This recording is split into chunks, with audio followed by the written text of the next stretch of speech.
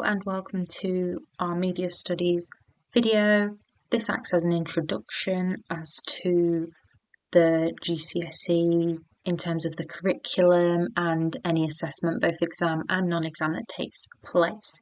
If you have any further questions, as you can see, the names of the Media Studies teachers are on the board, so if you're a student you can come and ask us questions. If you're a parent, you can email us to find out more. So let's get started with what GCSE Media Studies actually is. So we look at many different types of media. I will show you them on the next slide. And we look at them in terms of these 4 bullet points here. So to summarise, that's language, representation, industries and audiences. So for example, we look at different types of media industry. So how an independent band works versus a band that's attached to a label, how an independent film would be funded and how they would advertise their film versus how a big Hollywood blockbuster would work and how that industry works. So as you can see at the bottom, it says that a lot of students choose this because it has relevance to their lives and it explores a lot of contemporary issues through the different media, and it is really good for that.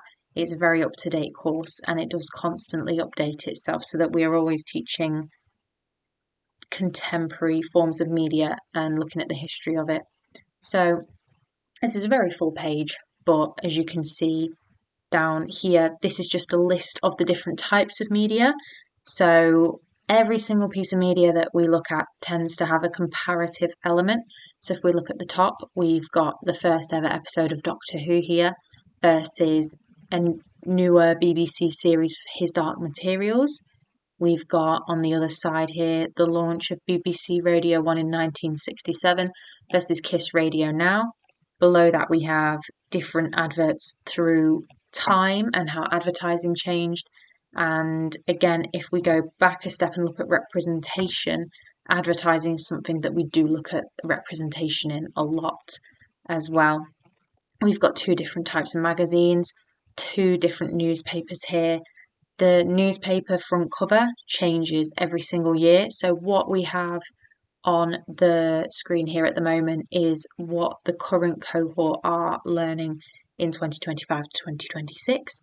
So this is kept constantly up to date. So if you look down here, the band has also changed recently. They keep it up to date. We look at Marcus Rashford in terms of how he uses his online and social media presence. So it's a really comprehensive look both through time. So we look at the origins of certain media versus how it works in modern day. So it's a really brilliant look at how media has got to where it is now as well. So if you look down here, you can see all the different types. So if you want to pause this here and have a little look at these different ones, then please do. So this here is how they are examined. So there are 2 exams.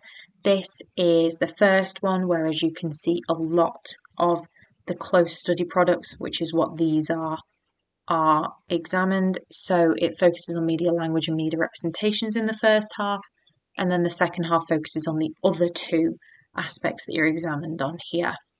It's an hour and 30 minutes, 84 marks, 35% of the GCSEs. So as you can see down here, there's a range of questions. The questions tend to range from 1 marks to 20 marks. It is a written element, so there are some essay style extended response questions in there.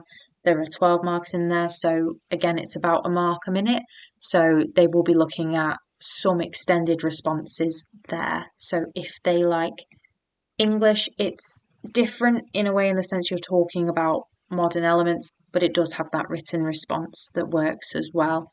The second exam, as you can see, we've got these 2 specific close study products here because that is what is examined solely in the first section. So you actually have a screening of a bit of one of the episodes that you've studied. So we study certain episodes of these, and then it can test any of the 4 bullet points. And then section B is either newspapers or online social media or video games, and again can test any of the 4 elements.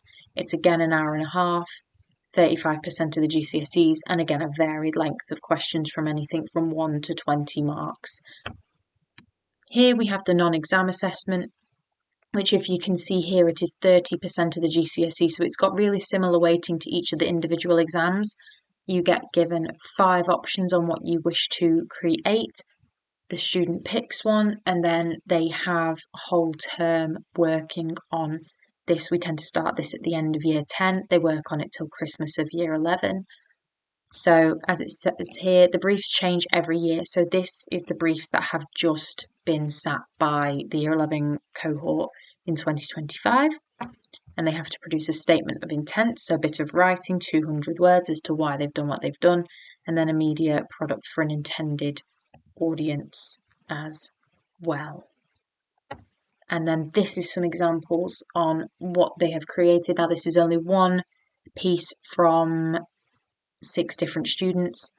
So as you can see here, it would have been create 3 print adverts. So I've shown you one from several different students. These are from the creating a health drink advert or a film poster. So as you can see, it's really lovely quality what they create, and it's a really lovely opportunity to have that creative side. And again, it's 30% of the GCSE, so it just is a really lovely bit where they get to show off that media knowledge in a really creative way. Finally, in terms of where this can go onto, there are A-level media studies courses. I've just looked at 2 local here in terms of sixth form and university.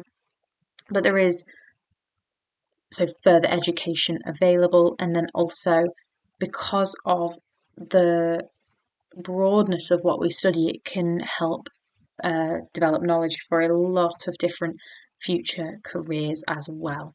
So again, I hope you've learned a lot about media studies and what we study and why we study it. If you do have any further questions, please don't hesitate to get in touch.